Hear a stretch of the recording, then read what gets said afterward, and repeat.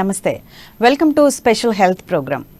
ఈరోజు మన స్టూడియోలో ఉన్నారు ఆర్జేఆర్ హాస్పిటల్, హెర్బల్ హాస్పిటల్. అంటే దాదాపు ఒక 150 సంవత్సరాల నుండి మన తెలుగు రాష్ట్రాల్లో హెర్బల్ హాస్పిటల్స్ సేవలు అందిస్తూ ఉంది. దాదాపు 50 బ్రాంచీల పైగా వారు సేవల్ని వినియోగించుకుంటూ ఉన్నారు. అంటే దీర్ఘకాలిక వ్యాధులైన తలనొప్పి, సోరియాసిస్, అలాగే కడుపులో నొప్పి, మెడ నొప్పి, తలనొప్పులకు సంబంధించి, పీసీఓడీస్కి సంబంధించి ఎటువంటి మొండి వ్యాధులకైనా సరే ఈ హెర్బల్ హాస్పిటల్స్లో ప్రత్యేకమైన చికిత్స అందించి ఎటువంటి రోగాన్నైనా సరే నయం చేసే మంచి డాక్టర్స్ వీళ్ళ హాస్పిటల్లో అందుబాటులో ఉంటారు.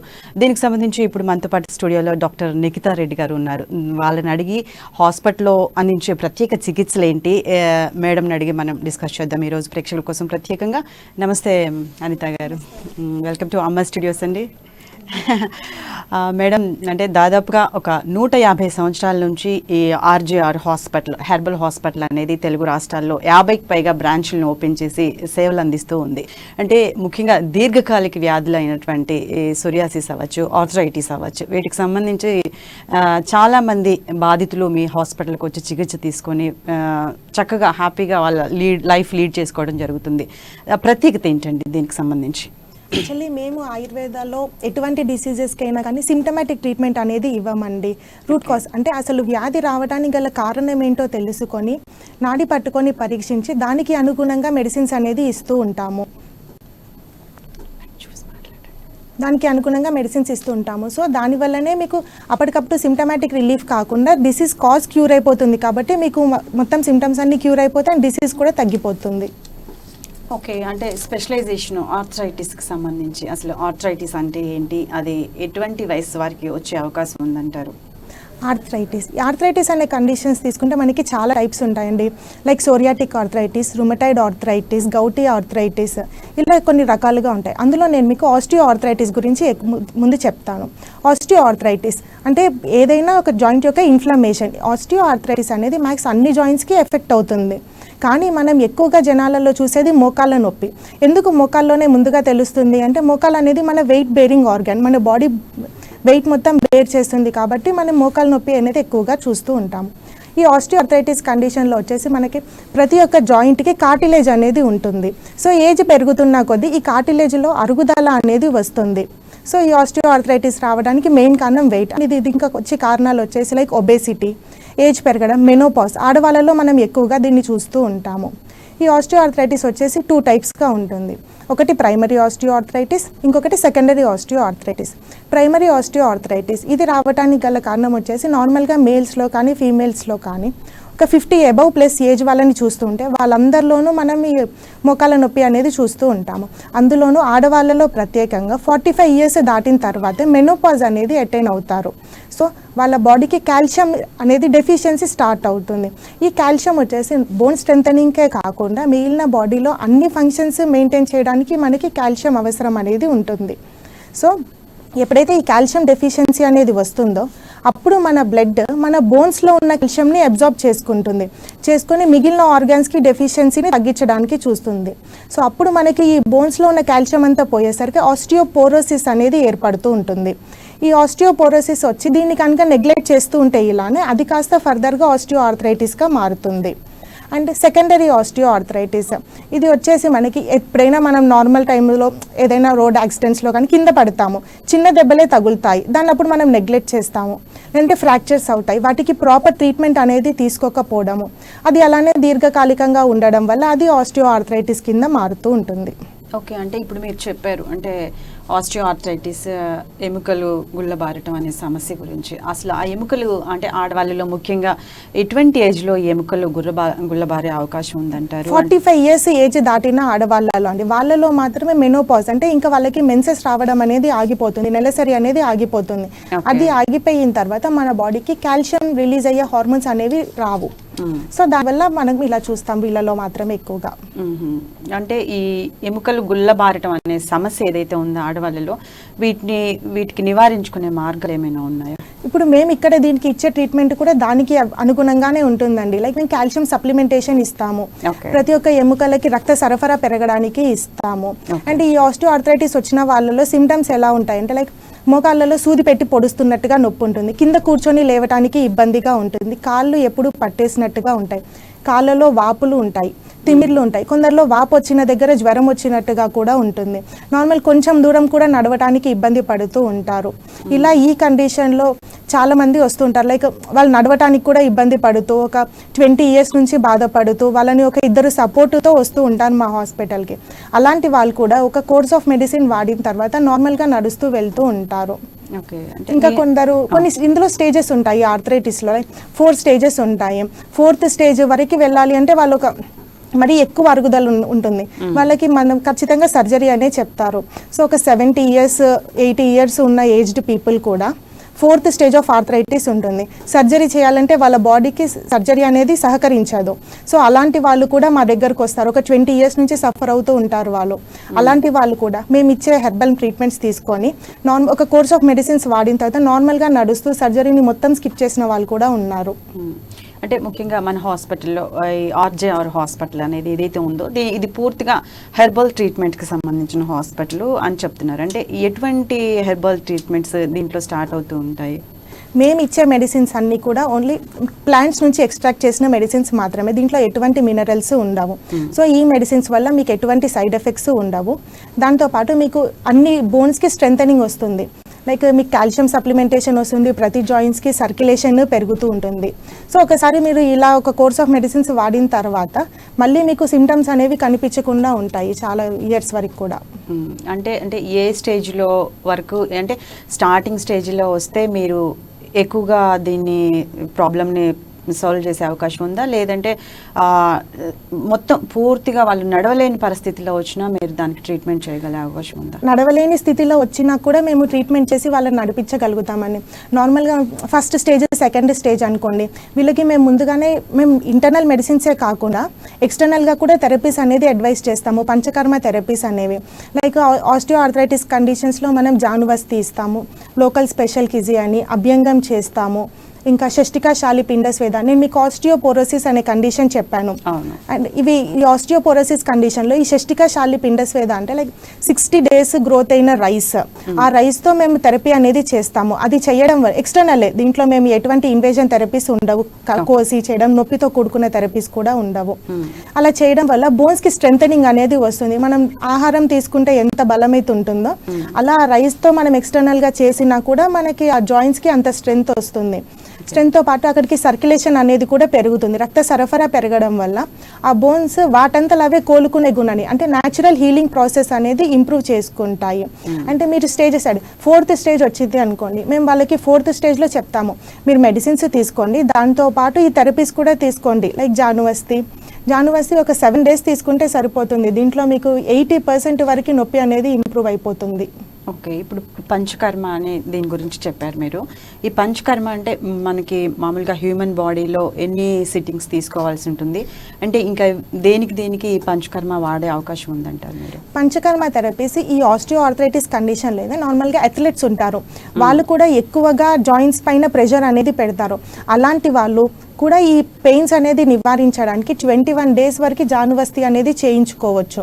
అలా చేయించుకోవడం వల్ల వాళ్ళకి ఫర్దర్గా ఇంకెప్పటికీ అరుగుదల అనేది లేకుండా ఉంటుంది. ఒక హెల్తీ ఇండివిజువల్, ఎవరైనా హెల్త్ పైన కొంచెం ఎక్కువ కాన్షియస్ ఉన్న వాళ్ళు కూడా ఉంటారు. లైక్ ముందే జాగ్రత్త prevention is better than cure.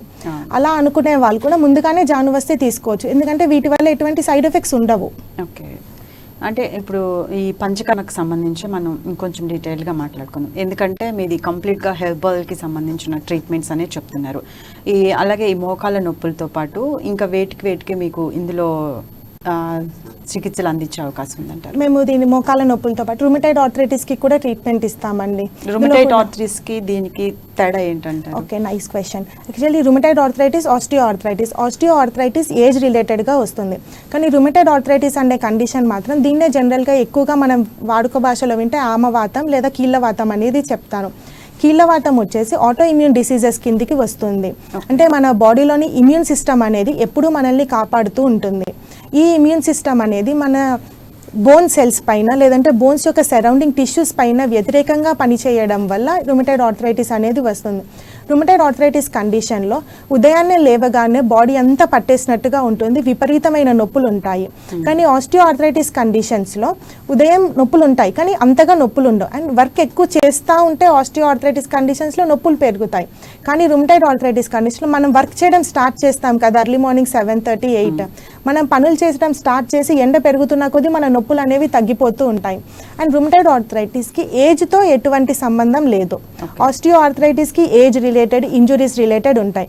Rheumatoid ఆర్థరైటిస్కి ఏ చిన్న పిల్లల నుంచి ఏ పెద్దవాళ్ళ వరకు అందరికీ వస్తూనే ఉంది ఈ మధ్య కాలంలో. అండ్ అదే ఇప్పుడు నేను అదే క్వశ్చన్ అడగబోతున్నానండి. మామూలుగా ఇప్పుడు మీరు చెప్పారు 45 years దాటిన తర్వాత ఒక టైప్ ఆఫ్ మోకాళ్ళ నొప్పులు అవి వచ్చే అవకాశం ఉంది స్త్రీలకి అని. ఇప్పుడు ఈ రుమటైటిస్ ఆర్థరైటిస్లో ఏంటంటే చిన్నపిల్లలకి కూడా చూస్తున్నాం మనం. అంటే కొంతమందికి అయితే బై బర్త్ కూడా రుమటైటిస్ వచ్చే అవకాశం ఉంది. మనం కొన్ని టెస్టులు చేపిస్తే వాటిలో తెలుస్తూ ఉంటుంది. వాళ్ళకి ఏంటంటే కొన్ని ఇంజెక్షన్స్ ఇచ్చి కొన్ని ఇయర్స్ వరకు ఒక పెన్సిలిన్ ఇంజెక్షను లేదా అటువంటి ఇచ్చి సర్టన్ ఏజ్ వరకు ఇస్తే ఆ రుమటైటిస్ తగ్గిపోతాయి అని కూడా డాక్టర్స్ సజెస్ట్ చేసే అవకాశం ఉంది. మీ హాస్పిటల్లో దీనికి సంబంధించి ఎటువంటి ట్రీట్మెంట్ ఇచ్చే అవకాశం ఉంది? అంటే అది హార్ట్ కూడా రిలేటెడ్ అయ్యే ప్రమాదం ఉందా ఈ రుమటైటిస్? అవునండి, ఈ రుమటైడ్ ఆర్థరైటిస్ అనేది మన ముందు ఓన్లీ జాయింట్స్లోనే పెయిన్ వస్తుంది కదా అని చాలా మంది అలా నెగ్లెక్ట్ చేస్తూనే ఉంటారు. కానీ అది ఫర్దర్గా ఫ్యాటల్ అయ్యే కండిషన్స్ చాలా వరకు ఉంటాయి. అది లివర్కి ఎఫెక్ట్ అవుతుంది, కిడ్నీస్కి ఎఫెక్ట్ అవుతుంది, అలానే హార్ట్కి కూడా ఎఫెక్ట్ అవుతుంది. ఇది నిజంగానే లైఫ్ థ్రెటనింగ్ డిసీజే. అండ్ నేను ఆల్రెడీ మీకు చెప్పాను ఇది ఇమ్యూన్ సిస్టమ్ యొక్క లోపం వల్ల వస్తుంది అని. సో ఇక్కడ మేము ఇచ్చే ట్రీట్మెంట్ ఎలా ఉంటుందంటే రుమటైడ్ ఆర్థరైటిస్కి మీ ఇమ్యూన్ సిస్టమ్ అనేది కరెక్ట్ చేస్తాము. రుమటైడ్ ఆర్థరైటిస్ రావడానికి ఆయుర్వేద ప్రకారం త్రిదోషాస్ వృద్ధి క్షయ అవ్వడం వల్ల వస్తుంది. ఓకే. సో వాత పిత్త కఫ ఇలాంటి ఏవైతే దోషాలు కనుక వృద్ధి ఉన్నాయో క్షయ ఉన్నాయో అవి మేము నాడి పట్టుకొని పరీక్షిస్తాము.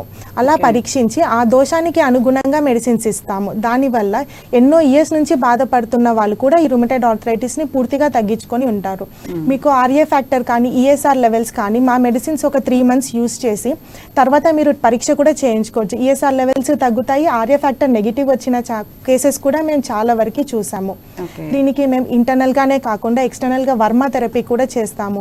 సిద్ధాలో ఉన్న మెయిన్ థెరపీ ఇది. అసలు వర్మ థెరపీ చాలా బాగా పనిచేస్తుంది. జాయింట్స్ కూడా ఎఫెక్ట్ అయిపోతాయి. లైక్ జాస్ వాళ్ళు మాట్లాడలేని స్థితిలో ఉంటారు. చాలా చిన్న ఏజే వాళ్ళకి, ఒక 1 year 2 years పిల్లలు ఉన్నంత ఏజ్ లోనే ఉంటారు. ఒక 27 years ఆ ఏజ్ గ్రూప్ లో జాయింట్స్ కూడా అలాంటి వాళ్ళు కూడా వర్మ థెరపీ చేయించుకొని నార్మల్ గా మాట్లాడి తినడానికి కూడా ఇబ్బంది అవుతుంది వాళ్ళకి. వాళ్ళ ప్రతి ఒక్క జాయింట్స్ అన్ని చిన్న జాయింట్స్ లోనే ఎఫెక్ట్ అవుతుంది. మనం ఆస్టియో ఆర్థరైటిస్ అంటే ఓన్లీ మోకాళ్ళలో ఎక్కువగా బయటపడుతుంది.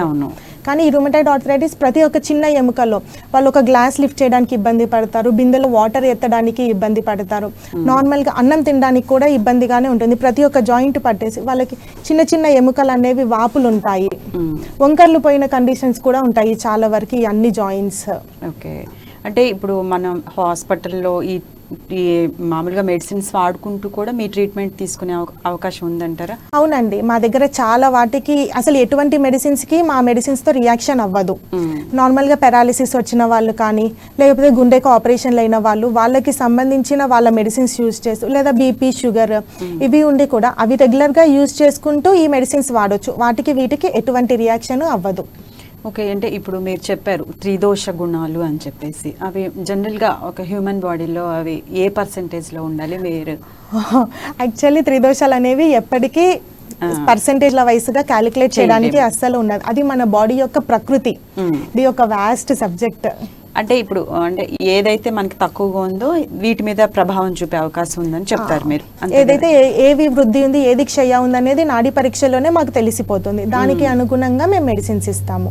అంటే ఇప్పుడు మోకాళ్ళ నొప్పులు, ఈ రుమటైటిస్ ఆర్థరైటిస్ ఇవి ఉన్నాయి కదా, ఇవి నాడీ పట్టుకున్నప్పుడు మీకు ఈ బాడీలో ఏది ప్రాబ్లం ఉంది అనే దాన్ని బట్టి ఆ ప్రాబ్లం వచ్చింది అని చెప్పేసి అలా ట్రీట్మెంట్ స్టార్ట్ చేస్తూ ఉంటారు. ఓకే. అంటే ఏ స్టేజ్లో ఉన్నోళ్ళు మీ హాస్పిటల్కి వచ్చి క్యూర్ అయిన దానికి ఎన్ని మంత్స్ ట్రీట్మెంట్ అవసరం అవుతూ ఉంటుంది? 4th స్టేజ్ ఉంది అనుకోండి, వాళ్ళు ఒక 20 years నుంచి సఫర్ అవుతూ ఉంటారు. నడవలేని స్టేజ్లో వచ్చే వాళ్ళు కూడా ఉంటారు. అలాంటి వాళ్ళు మా హాస్పిటల్కి వచ్చి ట్రీట్మెంట్ తీసుకొని ఒక కోర్స్ ఆఫ్ మెడిసిన్ వరకు వాడిన తర్వాత నార్మల్గా నడిచే వాళ్ళు ఉంటారు. లేదు ఒక 1 year నుంచి మాత్రమే సఫర్ అవుతున్నారు, లేదా ఒక 6 months నుంచి మాత్రమే మాకు ఎక్కువగా ఈ సిమ్టమ్స్ కనిపిస్తున్నాయి అనుకునే వాళ్ళు ఇక్కడ ట్రీట్మెంట్ వాడిన ఒక 1 monthలో మెడిసిన్స్ వాడతారు కదా, మీకు మెడిసిన్స్ వాడుతున్న 15 days నుంచే మీకు తెలిసిపోతుంది, పట్టేసినట్టుగా ఉండడం తగ్గిపోతుంది, వాపులు తగ్గిపోతాయి. అండ్ ఇంకొక కొన్ని కోర్స్ ఆఫ్ మెడిసిన్ వాడిన తర్వాత అవి మళ్ళీ ఎప్పటికీ రాకుండా కూడా ఉంటాయి. మేము జనరల్గా రోగ నిరోధక శక్తిని కూడా పెంచుతాము ఇక్కడ ఈ మెడిసిన్స్ ఇవ్వడంతో పాటు. బోన్ స్ట్రెంథనింగ్ పెరుగుతుంది. సో దట్ ఒకసారి ఇలా చాలామంది తగ్గించుకొని ఉంటారు కదా, తగ్గించుకున్న వాళ్ళు ఒక 5 years తర్వాత కూడా నార్మల్గానే ఉంటారు, వాళ్ళకి ఎటువంటి సిమ్టమ్స్ అనేవి కనిపించకుండా ఉంటాయి. అంటే ఇప్పుడు నా క్వశ్చన్ ఏంటంటే అండి, మామూలుగా అసలు ఈ ప్రాబ్లం స్టార్ట్ అయ్యే ముందు బాడీలో ఎటువంటి లక్షణాలు కనిపిస్తూ ఉంటాయి వాళ్ళకి? మోకాళ్ళ నొప్పులు, ఇప్పుడు ఎముకల నొప్పులు, ఎముకల గుల్లబారటం అనే సమస్య ఉంది కదా, ఏమైనా సిమ్టమ్స్ తెలుస్తూ ఉంటాయి? జ్వరం రావడం కానీ ఇలాంటివి అయితే తెలీదు, కానీ నడిచేటప్పుడు మోకాల్లో నుంచి శబ్దం అనేది వినిపిస్తుంది, పటపట అని శబ్దం వస్తుంది, అది వాళ్ళకి అర్థం అయిపోతుంది. అంటే కలుక్కుమని అనిపిస్తుంది, లేదంటే పట్టేసినట్టుగా అనిపిస్తుంది. అప్పుడప్పుడు కొంచెం దూరం ఇప్పుడు నార్మల్గా మనం నార్మల్గా నడవగలం ఎంత దూరమైనా, ఏం నొప్పి అనేది రాదు. కానీ అలాంటి వాళ్ళలో కొంచెం దూరం నడవగానే మోకాళ్ళు కొంచెం డిస్కంఫర్ట్ అనేది తెలుస్తుంది. సో వాళ్ళకి అర్థం అవ్వాలి ఆ స్టేజ్లోనే, ఓకే మోకాళ్ళు ఏమైనా అరుగుదల ఉందేమో అని చెప్పేసి ఒకసారి చూపించుకుంటే తెలుస్తుంది అది ఎంతవరకు అరుగుదల ఉంది అనేది మేము చెప్పగలుగుతాము. అంటే బయట మనం కొన్ని టెస్టులు చేసుకున్న తర్వాతే ఆ ప్రాబ్లమ్స్ వచ్చినాయి అన్నట్టుగా మనకు తెలుస్తుంది. డైరెక్ట్గా మీ దగ్గరికి, అంటే మన బాడీ ఏదైనా ప్రాబ్లంగా ఉంది అని మీ దగ్గరికి వచ్చినప్పుడు కూడా అవి మీరు టెస్టులు చేసి వాటిని తెలుసుకునే అట్లా ఉంటుందా, లేకపోతే ఆ టెస్ట్ రిపోర్ట్ని పట్టుకొని మీ దగ్గరికి రావాలా? ఎటువంటి పరీక్ష రిపోర్ట్లు తీసుకురాకపోయినా కూడా మేము మీ బాడీకి అనుగుణంగా చికిత్స చేయగలుగుతామని. కానీ మీ దగ్గర ఉన్నప్పుడు తీసుకొని వస్తే మరీ మంచిది, ఇంకా ఎక్కువగా రూల్ అవుట్ చేయగలుగుతాము ఎక్కడ కాజ్ ఏంటి దీనికి సంబంధించింది అని. ముఖ్యంగా ఈ చిన్న పిల్లల్లో ఈ రుమటైటిస్ ఆర్థరైటిస్ కంప్లీట్గా డిసీజ్ పోవాలంటే మనం ఎటువంటి జాగ్రత్తలు తీసుకునే అవకాశం ఉందంటారు? రుమటాయిడ్ ఆర్థరైటిస్ ఆయుర్వేద ప్రకారం రావడానికి గల కారణం వచ్చేది ఆమవాత కింద కన్సిడర్ చేసాం. విరుద్ధమైన ఆహారం తీసుకోవద్దు, లైక్ పెరుగు, చేపలు, పెరుగు, మాంసము, చేపలు, గుడ్డు కలిపి తీసుకోకుండా ఉండాలి. అండ్ ఇంతకు ముందు తిన్న ఆహారం పూర్తిగా అరిగిన తరువాతనే మనం మళ్ళీ ఆహారం తీసుకోవాలి. ఈ మధ్య లైఫ్ స్టైల్లో అలా ఉండదు, లైక్ మనకి ఏదైనా కనిపిస్తే వెంటనే అది తింటాం, తర్వాత మళ్ళీ ఇంకో ప్లేస్ తిన్నాం. కానీ ఇంతకు ముందుది అరగాలి, అరిగిన తర్వాతనే మనం మళ్ళీ ఆహారం అనేది తీసుకోవాలి. అలా చేయడం వల్ల మనం ఈ డిసీజెస్ ని సబ్సైడ్ చేయగలుగుతాం, మన లైఫ్ స్టైల్ని మార్చుకోవాల్సి ఉంటుంది. ఓకే, అంటే జనరల్గా అంటే ఒక మనిషి మామూలు ఆహారపు అలవాట్లు ఎలా ఉంటే మంచిది అంటారు మీరు మామూలుగా? యాక్చువల్లీ దీనికి దినచర్య, ఋతుచర్య అన్నీ ఫాలో అవ్వాలండి. ఏ సీజన్కి తగ్గట్టుగా ఆ సీజనల్ ఫుడ్స్ తీసుకోవాల్సి ఉంటుంది. ఇప్పుడు సమ్మర్ సీజన్ వచ్చింది, ఈ టైంలో మనం వేడిని పెంచే వస్తువులు తగ్గించుకోవాలి. కానీ ఇంకా వేడిని పెంచే వస్తువులే తీసుకుంటూ ఉంటారు. మజ్జిగ తీసుకోమంటాం, డీహైడ్రేట్ అవ్వకుండా చూసుకోవాలి అని చెప్తాము, కానీ ఇవేవి చెయ్యరు because of present life style. ఈ లైఫ్ స్టైల్ ఇలా ఉండడం వల్ల వాళ్ళు అలాంటి ఆహారమే తీసుకుంటున్నారు. సో దినచర్య, ఋతుచర్య, ఎర్లీ మార్నింగ్స్ లేవాలి, ఎక్సర్సైజెస్ చేయాలి, ఇవన్నీ ప్రెసెంట్ జనరేషన్కి కష్టం ఫాలో అవ్వటం, కానీ ఫాలో అయితే మంచిది. ఓకే, ఇప్పుడు మీ హాస్పిటల్లో, ఆర్జేఆర్ హాస్పిటల్లో మెయిన్ ఏంటంటే హెర్బల్ ట్రీట్మెంట్స్కి ఎక్కువగా ఇది ప్రిఫరెన్స్ ఉంది అని చెప్తున్నారండి. ఎటువంటి హెర్బల్స్ ట్రీట్మెంట్స్ ఇంకా ఏమేమి చేస్తూ ఉంటారు అందులో? చెట్ల మూలికలతో ఉన్న కషాయాన్ని చేసి ఇస్తామండి. అంటే ఈ మెడిసిన్స్ యూజ్ చేసేటప్పుడు కూడా మనం ఎటువంటి పథ్యం చేయాల్సిన అవసరం ఉండదు. అందరికీ అంటుంటారు లైక్ ఆయుర్వేద మందులు అంటే పథ్యం ఉంటుందేమో అని భయపడతారు, వేడి చేస్తుంది అని భయపడతారు. కానీ ఇక్కడ మెడిసిన్స్ తీసుకోవడం వల్ల మీ బాడీలో హీట్ ఏమాత్రము పెరగదు. అంటే మీకు మేము పథ్యం కూడా చెప్పాము, ఒకవేళ ఏదైనా పథ్యం చెప్పినా అది మీ వ్యాధికి అనుగుణంగా ఉన్న పథ్యం, కానీ మెడిసిన్స్ వల్ల రియాక్షన్ అయితే ఏమీ ఉండదు. అలాగే అండి, ఇప్పుడు చాలామంది ఈ ఒక్క ప్రాబ్లమే కాకుండా ఇంకా మీ హాస్పిటల్కి ఎటువంటి రిలేటెడ్గా ఉన్న ప్రాబ్లమ్స్ ఉన్నోళ్ళు రావచ్చు అంటారు? దీర్ఘకాలికమైన వ్యాధులు చాలా వరకు అందరూ ఇక్కడికే వస్తారండి. లైక్ పక్షవాతం వచ్చిన వాళ్ళు, paralysis conditions, sinusitis, psoriasis, asthma, ఇంకా థైరాయిడ్, బీపీ, షుగర్, వీటన్నిటికీ చెప్తారు మీరు లైఫ్ లాంగ్ మెడిసిన్స్ యూజ్ చేస్తూనే ఉండాలి. ఇలానే బయట హాస్పిటల్కి వెళ్తే ఇప్పుడు బీపీ వచ్చినా కానీ, షుగర్ వచ్చినా కానీ కొన్ని ఇయర్స్ వరకు ఇంకా లైఫ్ లాంగ్ అనమాట వాళ్ళు చెప్పేదైతే. అలానే ఇప్పుడు మీ హాస్పిటల్కి వస్తే ఆ కండిషన్ ఉండదంటారా? కొన్ని రోజులు ట్రీట్మెంట్ తీసుకుంటే సరిపోతుందా? బీపీ, షుగర్, నార్మల్గా షుగర్ అనుకోండి మీకు చెప్తారు ఎలాగో వాళ్ళు ఇన్సులిన్ కొన్ని రోజుల వరకు టాబ్లెట్స్ వాడాల్సి ఉంటుంది, తర్వాత మీరు ఇన్సులిన్ వాడాల్సి ఉంటుంది అని. కానీ ఇక్కడ మేము వచ్చేసి మీ ఇన్సులిన్ ఉత్పత్తి చేయడానికి అనుగుణంగా మెడిసిన్స్ ఇస్తాము. సో ఒకసారి మీరు ఈ మెడిసిన్స్ పూర్తిగా ఆపేసిన తర్వాత కూడా మీ షుగర్ లెవెల్స్ అనేవి ఎప్పుడు పరీక్ష చేసుకున్నా నార్మల్గానే ఉంటాయి. ఓకే, అంటే ఇప్పుడు మీరు చెప్పారు కొన్ని తైలాలతోటి ట్రీట్మెంట్స్ చేస్తూ ఉంటాం, అది కాకుండా మామూలుగా లోపలికి తీసుకునే మెడిసిన్స్ కూడా ఇస్తారండి? ఫస్ట్ మేము ఇచ్చేవే శమన చికిత్స అండి, తర్వాతనే మేము శోధన చికిత్సకి వెళ్తాము. శమన చికిత్స అంటే ఇంటర్నల్గా ఇచ్చే మూలికలతో చేసిన కషాయాలు కానీ, టాబ్లెట్స్ కానీ, సిరప్స్ కానీ ఇవి ఇస్తాము. శోధన చికిత్స కింద మేము ఈ జానువస్తి, అభ్యంగా, ఈ షష్టిక, శాలిపిండ స్వేద ఇవన్నీ చేస్తాం. లోకల్ స్పెషల్ కిజీ అని మా థెరపీస్ కొన్ని ఉంటాయి. వీటికి సంబంధించి కొంచెం ఏమైనా డీటెయిల్డ్గా చెప్పగలుగుతారా? జానువస్తి అంటే ఏమవుతుంది, యాక్చువల్లీ మీ మోకాల్లో గుజ్జు అరిగిపోయింది అని చెప్పేసే కదా మేము మీకు జానువస్తి అనే ట్రీట్మెంట్ ఇస్తున్నాం. సో జానువస్తి చేసేటప్పుడు మీ మోకాలు చుట్టూ ఒక రింగ్ లాగా కట్టేసి అందులో గోరువెచ్చని నూనె పోస్తారు. ఆ గోరువెచ్చని నూనె కూడా మేము 100 రకాల మూలికలతో తయారు చేసి ఉంటుంది, ఆయిల్ అనేది కూడా.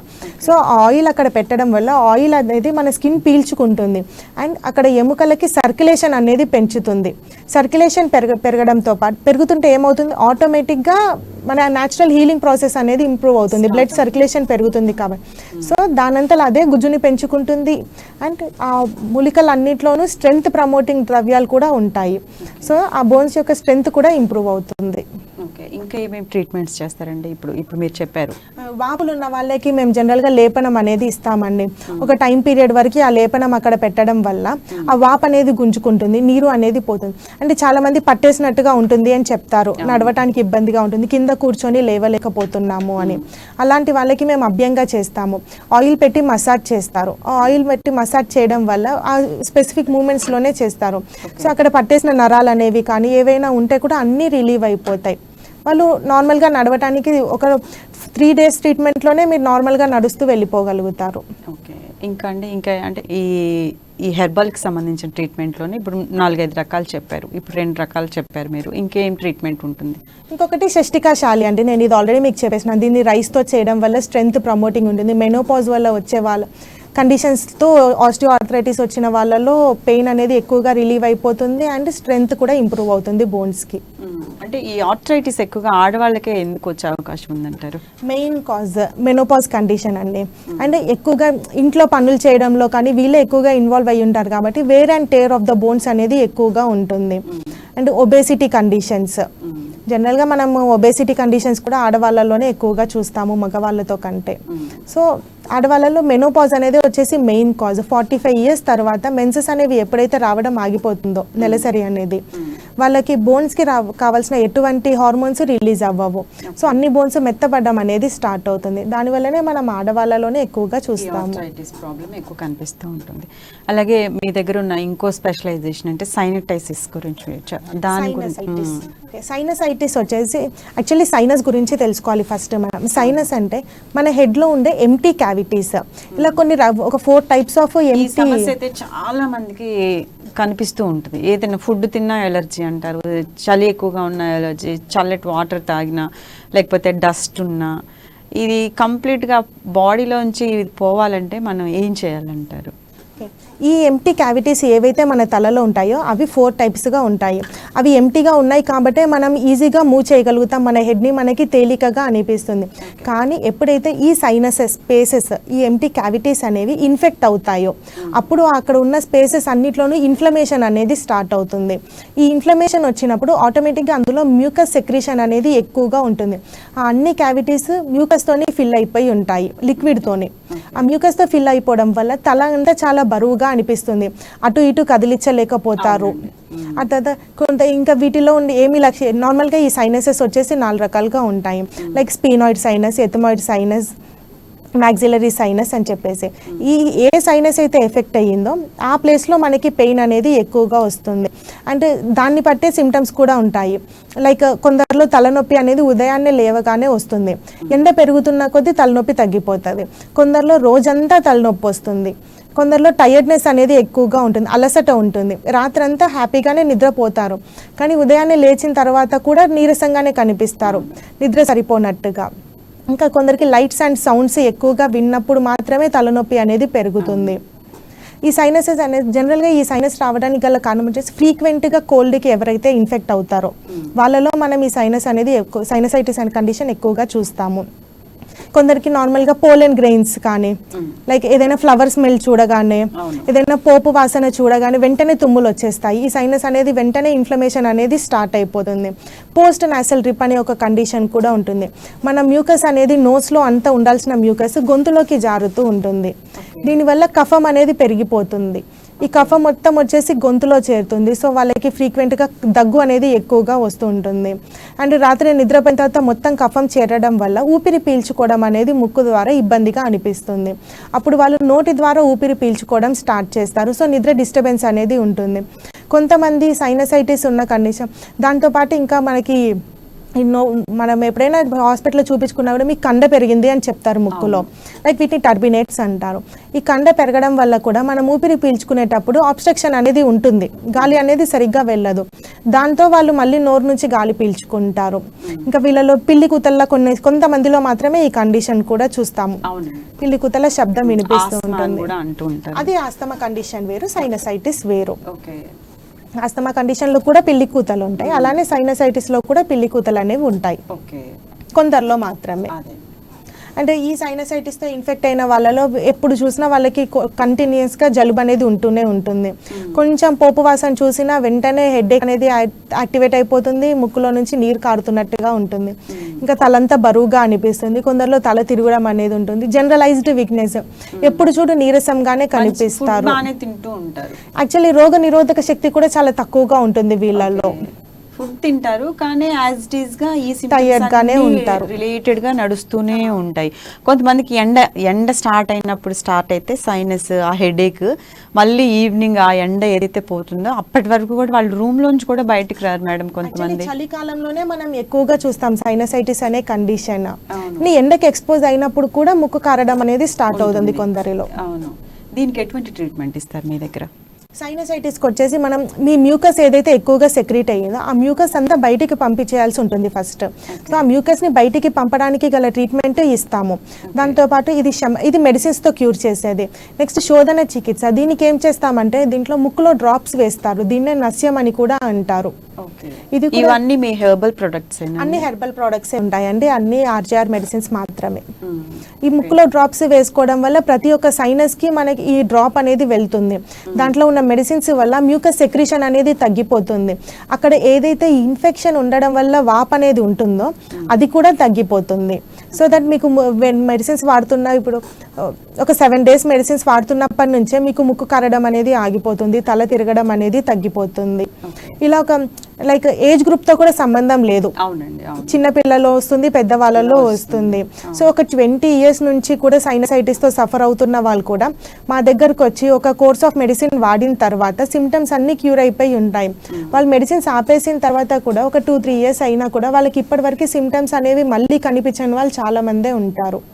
ఓకే, అంటే చాలా మందికి ఒకసారి ట్రీట్మెంట్ తీసుకుంటే ఇది సరిపోతుంది అంటారా, లేకపోతే 3 yearsకి ఒకసారి మళ్ళీ తీసుకోవాల్సిన అవసరం అస్సలు ఉండదు. మేము చెప్పిన మెడిసిన్స్ మేము చెప్పిన కోర్స్ ప్రకారం వాడితే సరిపోతుంది. పథ్యం అటువంటి అయితే ఏం అవసరం? పథ్యం ఎటువంటిది ఉండదండి మా మెడిసిన్స్ కి. ఏదైనా మేము పథ్యం చెప్తే అది మీ వ్యాధికి అనుగుణంగా పథ్యం చెప్తాం. లైక్ మీరు నా మెడిసిన్స్ వాడుతూ కోల్డ్ వాటర్ తీసుకోవచ్చు, ఏం అవ్వదు, కానీ చల్లటి మంచినీళ్ళు తీసుకోవడం వల్ల మీకు కొంచెం జలుబు పెరుగుతుంది. సో వ్యాధి త్వరగా తగ్గించుకోవడానికి పథ్యం. ఓకే, ఇంకా మీ ఆర్జీఆర్ హాస్పిటల్లో కంప్లీట్గా హెర్బల్ ట్రీట్మెంట్స్కి సంబంధించి ఎంతమంది డాక్టర్స్ పర్యవేక్షణలో ఇది నడుస్తూ ఉంటుందంటారు ఒక్కొక్క బ్రాంచ్లో? మొత్తం 250+ పైనే డాక్టర్స్ ఉంటారండి అన్ని బ్రాంచెస్కి కలిపి.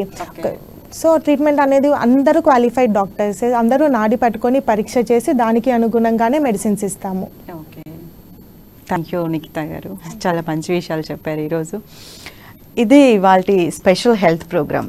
చూసారు కదా, ఎవరికైతే దీర్ఘకాలిక వ్యాధులు సైనటైసిస్ కానీ, ఆర్థరైటిస్ కానీ, మోకాళ్ళ నొప్పులు, ఇంకా ఒబెసిటీ, సోరియాసిస్, బొల్లి, పీసీడీఓస్ ప్రాబ్లమ్స్, ఎటువంటి ప్రాబ్లమ్స్, మొండి వ్యాధులు మన శరీరంలోంచి అసలు పోలేదు, ఇంతగా వేధిస్తున్నాయి అనుకున్నప్పుడు ఖచ్చితంగా ఆర్జీఆర్ హెర్బల్ హాస్పిటల్కి వచ్చి ఒకసారి ట్రీట్మెంట్ తీసుకొని అక్కడ నిపుణులైన డాక్టర్స్ చే పర్యవేక్షించబడిన మీ వ్యాధి నిరోధక శక్తిని పెంపొందించుకొని మంచి ఆరోగ్యాన్ని పెంపొందించుకోమని చెప్పి ఈరోజు నిఖిత గారు మనతో మాట్లాడడం జరిగింది. ఇది ఇవాళ స్పెషల్ ప్రోగ్రామ్. చూస్తూనే ఉండండి అమ్మా న్యూస్.